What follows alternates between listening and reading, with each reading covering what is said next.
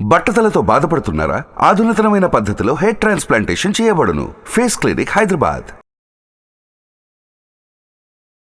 Welcome to Suman TV. నేను మీ వెల్లి చక్రధర్. ఇవాళ మన టాపిక్ వచ్చండి, యాక్చువల్గా ఈ మ్యూచువల్ ఫండ్స్లో మనం ఎస్ఐపీస్ వేస్తున్నాం కదండి. అయితే ఈ ఎస్ఐపీస్ వల్ల మన స్థాయి ఎవరికి మారుతుంది, మన స్థాయి మారటంలో ఏదైనా ఇది సహకరిస్తుందా అని గమనిద్దాం. ఇప్పుడు చూడండి, చాలామంది చెప్పేది ఏంటంటే, ఒక ఫార్ములా అందరికి బాగా తెలుసు, 15x15x15 = 1 crore అని చెప్తాం. అయితే ఇప్పుడు చూడండి, రూపాయి వాల్యూ అనేది అలా పడిపోతుంది, అది కూడా మనం గమనించాలి. ఇప్పుడు చూడండి, ఫర్ ఎగ్జాంపుల్ చెప్తాను, ఇవాళ మన దగ్గర ₹1 ఉన్నాయి. సో ఆ ₹1 విలువ ఒక 10 సంవత్సరాల తర్వాత చూస్తే దాని విలువ 50 లక్షలతో సమానం. అదే ఒక 20 సంవత్సరాల తర్వాత ఇవాళ ఉన్న ₹1 విలువ ఎంత అంటే కేవలం 25 lakhs మాత్రమే.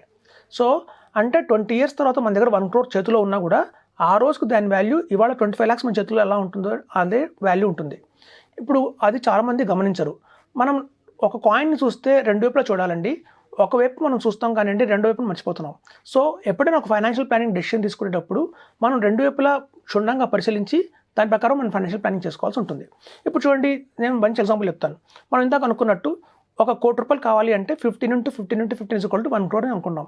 అంటే 15,000 rupees per month, 15% rate of interest చొప్పున కనుక మనం 15 years వేస్తే, అంటే మనం ఎవ్రీ మంత్ వేస్తాం కాబట్టి టోటల్గా నెంబర్ ఆఫ్ మంత్స్ వచ్చి 180 months. సో 180 months మనం ఇన్స్టాల్మెంట్స్లో మనం 15,000 వేస్తే మనకు 1 crore వస్తుంది. ఆ వచ్చిన 1 crore నుండి 27 lakhs ఏమో మనం పెట్టాము, 73 lakhs ఏమో మనకి ప్రాఫిట్ అనేది వచ్చింది. సో ఆ 73 lakhs ప్రాఫిట్లో మనం 10% ట్యాక్స్ కట్టినా కూడా 7 lakhs మనం ట్యాక్స్ తీసేసుకున్నా కూడా 66 lakhs ప్రాఫిట్లో అయితే మనం ఉన్నాం. సో ఈ 7 lakhs ట్యాక్స్ తీసేస్తే ఉన్న 1 crore మనకి 93 lakhs మనకి ఆ రోజు వచ్చినట్టు. సో ఇక్కడి నుంచి 15 years తర్వాత ఆ 93 lakhs వాల్యూ ఎంత అని మనం చూస్తే ఇవాళ దగ్గర 37 lakhsతో సమానం. సో చూడండి, మనం ఇవాళ 37 lakhs మన చేతిలో ఉన్నాయి అంటే ఈవెన్ మనకి ఒక 2 BHK కూడా మనం కొనుక్కోలేము. సో ఇవాళ ఉన్న పరిస్థితి మనం గమనిస్తే ఒక 1 crore ఎస్ఐపి మనం అనుకుంటాం, ఒక ఫ్యూచర్లో మనకు 1 crore వస్తుంది, ఈ ఫ్యూచర్లో మనకు 1 crore వస్తుందని. కానీ ఆ ఫ్యూచర్లో వచ్చే 1 crore ఇవాళ ఈ ప్రైస్తో మనం కంపేర్ చేస్తే అది 37 lakhs మాత్రమే అవుతుంది. సో మన స్థాయి ఏమైనా పెరిగిందా అంటే పెరగలేదు, అంకైతే మారింది, 1 crore వచ్చింది అని చెప్పి. సో కాబట్టి ఏంటంటే, ఫైనాన్షియల్ ప్లానింగ్లో మనం తీసుకోవాల్సింది ఎలా ఉంటుందంటే, మనకి ఆ రోజు ఈవెన్ ఆఫ్టర్ ఒక 20 years తర్వాత నాకు 1 crore కావాలి, ఇవాళ ఉన్నట్టు 1 crore, ఆ రోజున 1 crore కావాలి అంటే ఎంత కావాలి అనేది క్యాలిక్యులేట్ చేయాలి. అలా చేస్తే మనకి దగ్గర 4 crores కావాలి. అంటే చూడండి, మనకి 4 crores కనుక ఆ రోజున మన చేతిలో ఉంటే ఆఫ్టర్ 20 years ఇవాళ 1 crore సమానం. ఇవాళ చూడండి, 1 crore మనకి ఇవాళ ఏమొస్తుంది అంటే హైదరాబాద్లో ఒక డబుల్ బెడ్రూమ్ ఫ్లాట్ వస్తుంది. సో ఇవాళ మనం ఒక డబుల్ బెడ్రూమ్ ఫ్లాట్ కొనడానికి 1 crore ఖర్చు పెట్టినట్టు 20 years తర్వాత, ఇక్కడి నుంచి 23 years తర్వాత మనం కొనాలి అంటే ఒక డబుల్ బెడ్రూమ్ ఫ్లాట్, దాని కాస్ట్ ఆ రోజున 4 crores ఉంటుంది. సో అట్లా కాబట్టి మన ఎస్ఐపి ఎప్పుడైనా సరే సిస్టమేటిక్ ఇన్వెస్ట్మెంట్ ప్లాన్లో 15,000 రూపీస్ పర్ మంత్ మనం చేయకూడదండి, ఇంటూ 4 times చేయాలి. So 60,000 rupees per month SIP వేసుకుంటూ వెళ్తే 15 years తర్వాత మనకి 4 crores వస్తుంది. ఆ 4 crores ఆ రోజున ఈక్వల్ టు 1 crore అవుతుంది.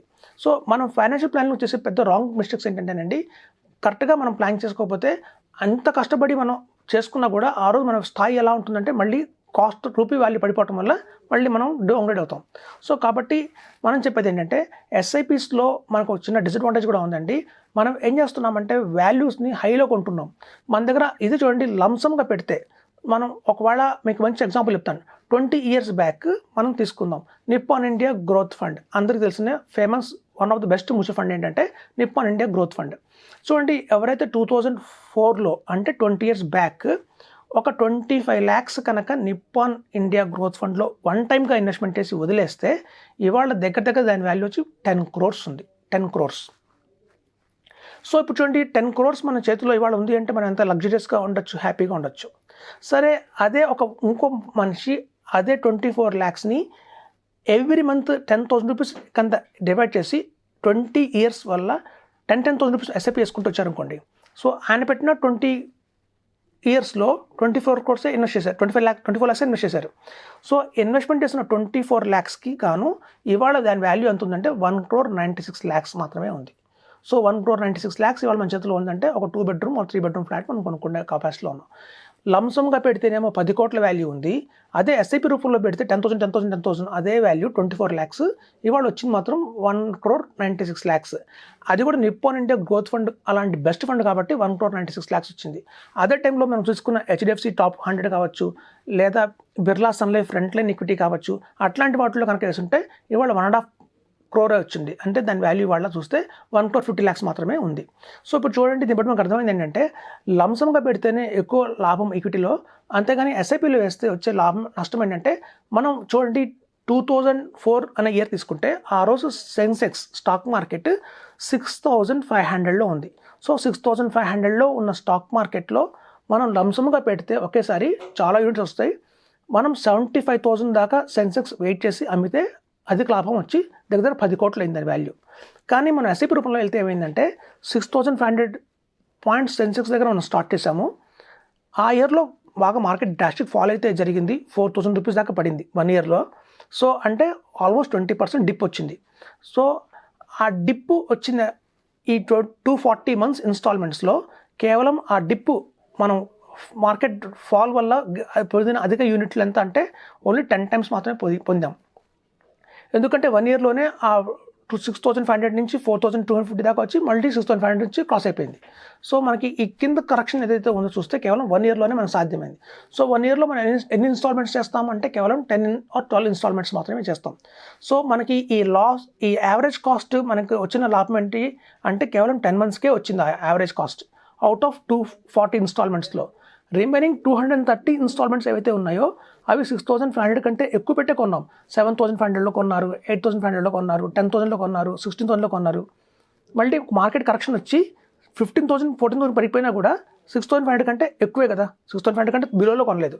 సో కాబట్టి అక్కడి నుంచి మనం కొనుక్కుంటూ ఈవెన్ 50,000 సెన్సెక్స్ మార్కెట్లో కొని 65,000లో కొని ఇవాళ 75,000 దాకా కొనుక్కుంటూ వచ్చాం. సో ఎప్పుడైతే ఎస్ఐపిలో ఉన్న ఒక డిసడ్వాంటేజ్ కూడా ఉందండి, మనం ఎప్పుడైతే ఎస్ఐపి ఫార్మ్లో ఓన్లీ మొత్తం మన టైం ఫ్రేమ్ తీసుకుంటే 180 ఇన్స్టాల్మెంట్స్ కావచ్చు, 240 ఇన్స్టాల్మెంట్స్ కావచ్చు, కేవలం 10 ఇన్స్టాల్మెంట్స్ మాత్రమే ఆ రోజున్న సెన్సెక్స్ మార్కెట్ కంటే తక్కువలో కొంటామండి.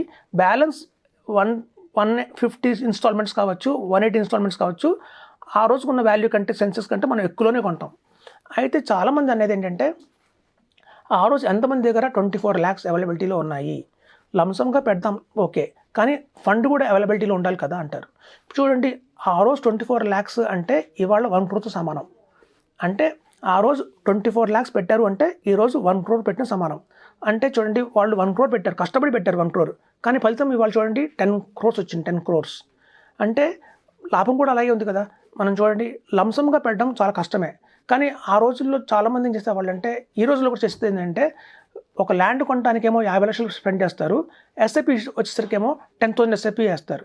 క్యాపబిలిటీ ఉన్నా కూడా మ్యూచువల్ ఫండ్స్లో SIP best compare to bank fixed deposits, post office scheme, PPF, insurance product, వీటితో అన్నిటితో కంపేర్ చేస్తే mutual funds is the best, అందులో డౌట్ లేదు. ఈవెన్ మన దగ్గర స్తోమత లేదు, ఒక ఎస్ఐపి ఫామ్లో వేసుకున్నా కూడా వీటన్నిటికంటే బెటర్. ఇన్ఫ్లేషన్ బీట్ చేస్తుంది, లేకపోతే ఇన్ఫ్లేషన్ సమానంగా ఉంటుంది. కానీ మన దగ్గర అర్హత ఉండి కూడా, అంటే మన దగ్గర హ్యూజ్ కార్పస్ ఉండి కూడా మన దగ్గర ఉన్న 50 లక్షలనేమో ల్యాండ్లో పెట్టి మ్యూచువల్ ఫండ్స్లో ఎస్ఐపి ఫామ్లో మాత్రం మనం 5,000 ఎస్ఐపి వేసుకుంటాం, 50,000 ఎస్ఐపి వేసుకుంటాం, ఈవెన్ 1 lakh ఎస్ఐపి వేసుకున్నా కూడా అది మనకైతే క్యాపిటల్ బిల్డ్ చేయదండి, వర్త్ అయితే కాదు. చూడండి, ల్యాండ్స్లో పెట్టేలాగా 50 లక్షలు, ₹1,00,00,000 కనుక మీరు ఈక్విటీలో పెడితే గణనీయంగా మీకు ప్రాఫిట్స్ అయితే వస్తాయి. 3-4 generations కూర్చొని తినేంత ప్రాఫిట్ అయితే మనం మేక్ చేసుకోవచ్చు. అంత స్కోప్ మనకి మ్యూచువల్ ఫండ్స్లో కానీ పిఎంఎస్లో కానీ ఉంది.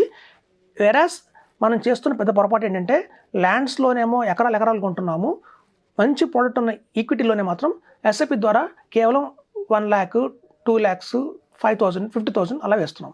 సో నేను చెప్పేది ఏంటంటే కెపాసిటీ ఉన్న మేరకు మాత్రం మీరు లంసమ్గా పెట్టండి. చాలామంది చేస్తున్న చెన్నైలో ఏంటంటే మోర్టగేజ్ లోన్స్ తీసుకుంటున్నారు, అంటే హోమ్ మీద లోన్ తీసుకొని కూడా ఈక్విటీలో ఇన్వెస్ట్మెంట్ చేస్తున్నారు. ఎందుకు అంటే ఇక్కడి నుంచి రాబోయే 2040 తీసుకుంటున్నా కూడా సెన్సెక్స్ అనేది 4 lakhs టచ్ అవుతుంది అంటున్నారు.